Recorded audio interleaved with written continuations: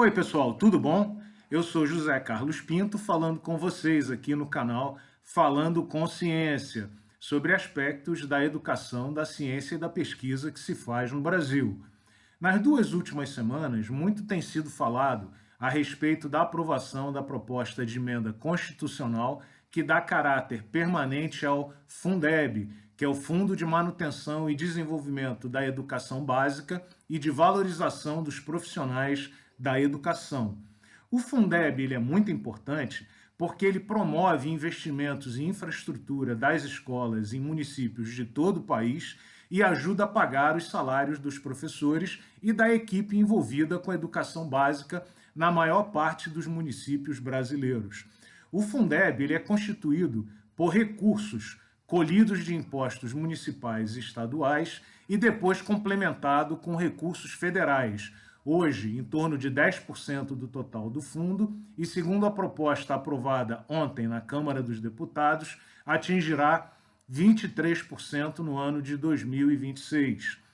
Os fatos das duas últimas semanas são muito importantes porque eles revelam de maneira cabal que a educação não constitui prioridade, infelizmente, do atual governo federal.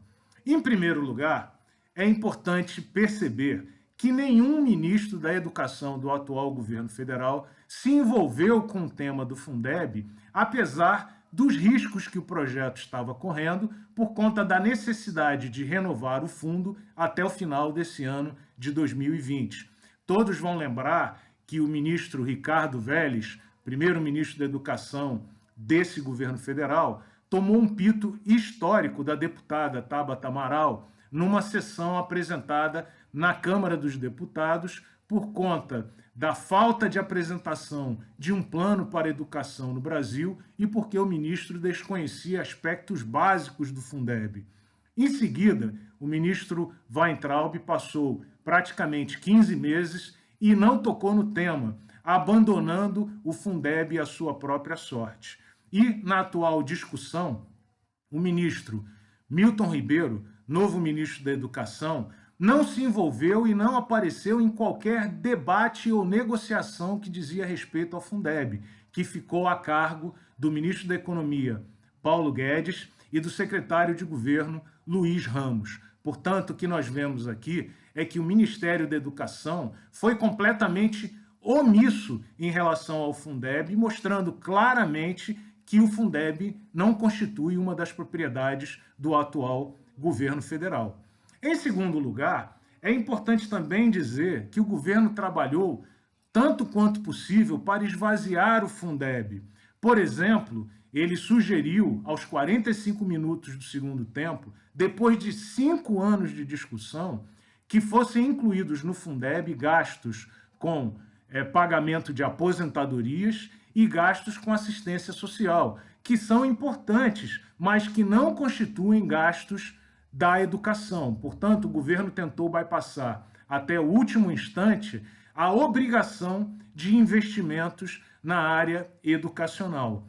Além disso, o governo diz todo o tempo que a educação fundamental constitui uma prioridade da atual administração. Pois bem, teve toda a oportunidade do mundo de afetar de maneira positiva esse importante tema e, no entanto, tratou de esvaziá-lo, esvaziando assim o seu próprio discurso.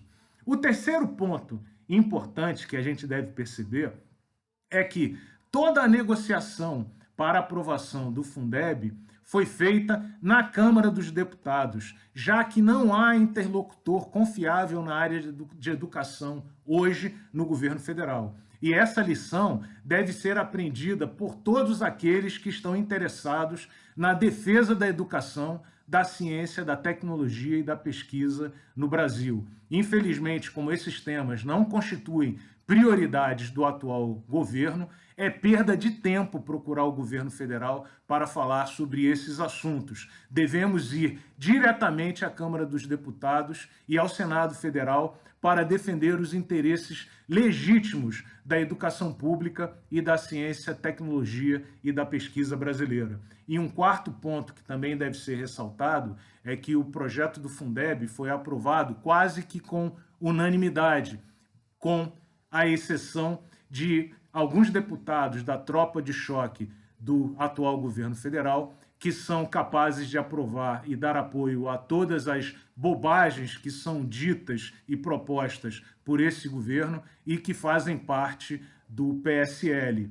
Os eleitores brasileiros não devem se esquecer desse tema e desses fatos. Enfim, o Fundeb seguiu agora para o Senado.